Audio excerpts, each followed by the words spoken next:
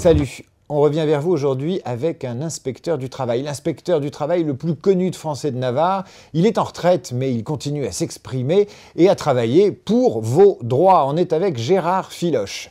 Bonjour Gérard. Bonjour.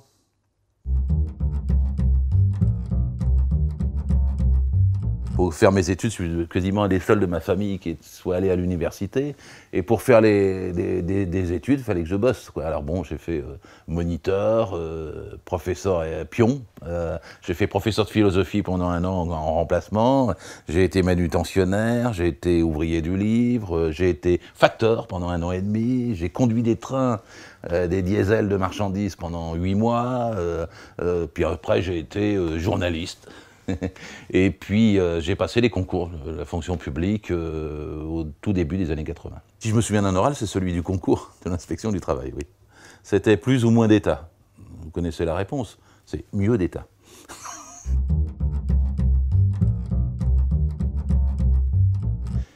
Oui et non.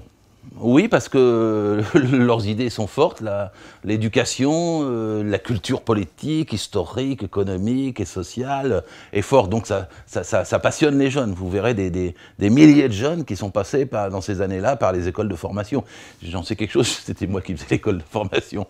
Et puis après, ils n'étaient pas si bons que ça parce qu'ils ne gardaient pas si bien les militants. Parce qu'à la fois trop d'exigences et puis un peu de gauchisme. D'ailleurs, c'est comme ça que je critiquais. Moi, à l'époque, j'étais pour l'unité de toute la gauche tout le temps. Et c'était pas bien vu au sein de la LCR. J'étais minoritaire. Personne ne ferait ça et personne ne serait recruté, bien sûr. J'en connais un qui a été recruté au tour extérieur de l'ENA en expliquant qu'il avait été pendant à peu près 15 ans au bureau politique de la Ligue communiste révolutionnaire. Mais si vous insistez sur les qualités d'un trotskiste, c'est la grande culture. Je crois pas. Je crois qu'il a un peu trop d'idéal pour s'occuper de ça. Maintenant, si vous entendez, est-ce qu'il communique bien, c'est-à-dire comme tout militant, oui, parce que c'est forcément, pour tout militant, c'est une école d'orateur, c'est une école de communication, c'est une école de conviction.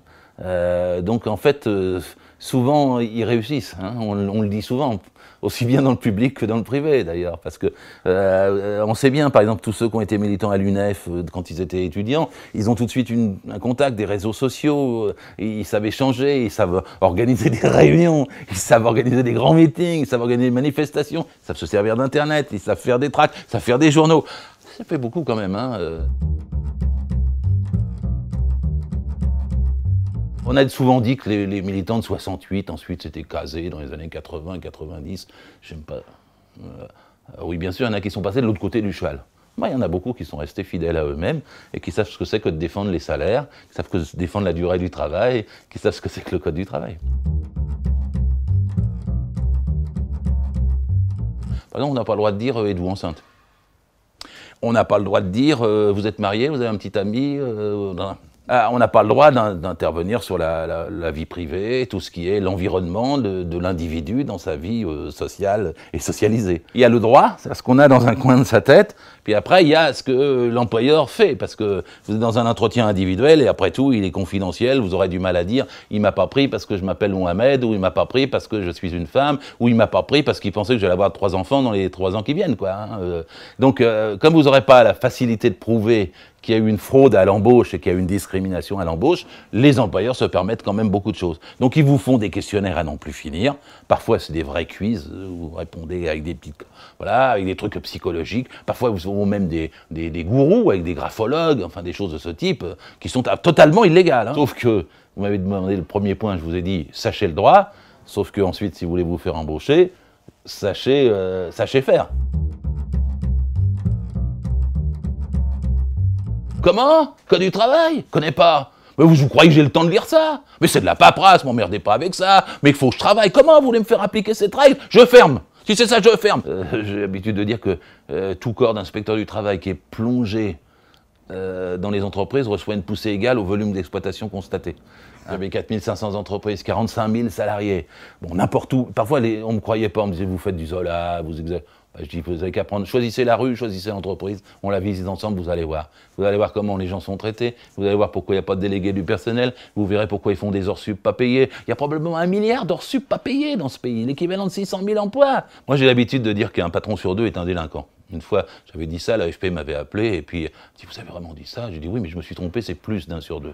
Et en vérité, il en reste donc 1 sur 2, ou presque, qui sont corrects, c'est-à-dire qui respectent le droit. Ça, il y en a. Ah bah, fort heureusement quand même.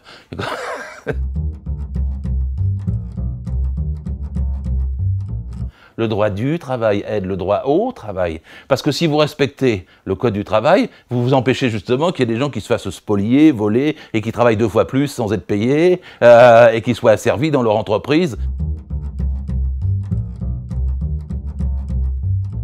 Ce qui est le plus dangereux au travail, c'est pas comme du temps de Zola, c'est pas les coups de grisou, c'est les AVC, accidents cardiaques et vasculaires. Vous avez 150 000 accidents cardiaques par an et 100 000 accidents vasculaires. Mon ami le docteur André Grimaldi me disait c'est entre 1/3 et la moitié qui sont liés au travail. Et si on a une limitation à la durée du travail à 10 heures par jour, qui est une durée d'ordre public social, c'est-à-dire un patron qui fait travailler quelqu'un plus de 10 heures par jour est un délinquant, c'est un délit. C'est pas un contrevenant, c'est un délit.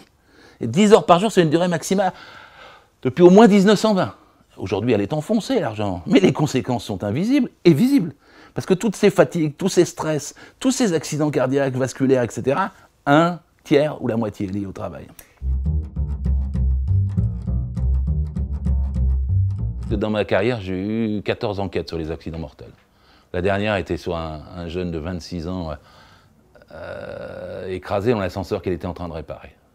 Mais il était écrasé et l'accident est survenu un vendredi soir à 17h20. Et on lui disait fais vite, il fallait qu'il fasse, il était en hors sup, on était un vendredi soir. Et il est mort pour ça. Et j'aime pas le patron qui vient me voir et qui me dit, entre guillemets, c'est sa faute.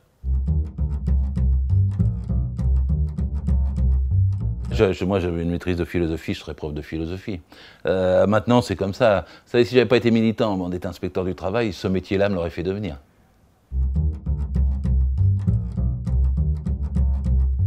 Je vais avoir tous les défauts du monde, moi. Courir après l'argent, ça n'avait jamais été ma vie, ça.